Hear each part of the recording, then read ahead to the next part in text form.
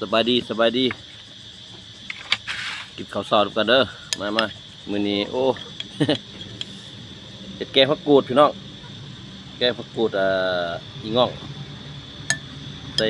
นอกข่าคือเก่าโอ้นอกข่าได้หลายช่วงนี้แล้วก็พิเศษใส่ตีน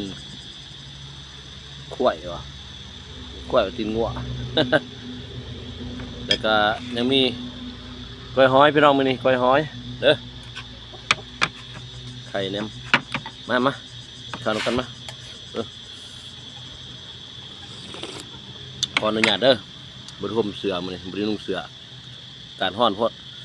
ขออนุญาตก้อยหอยมา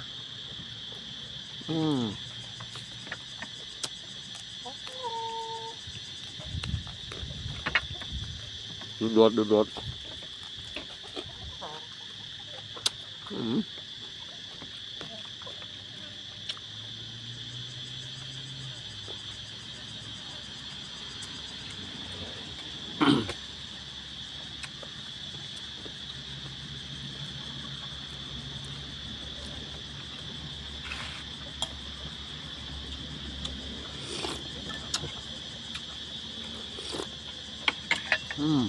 ครับ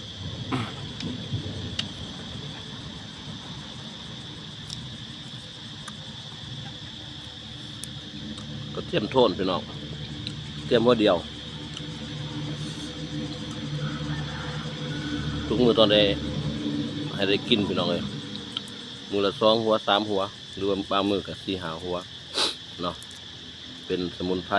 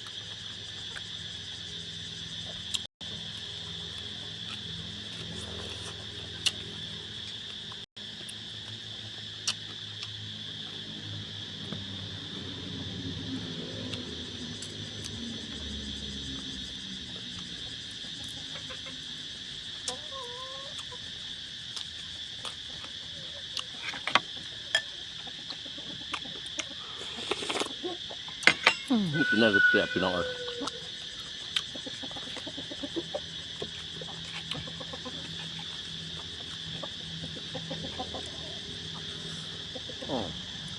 แกงนกข่าใส่ผักกูดอีง่องหนึ่งเขาก็ลำพี่น้องเลยรับบาท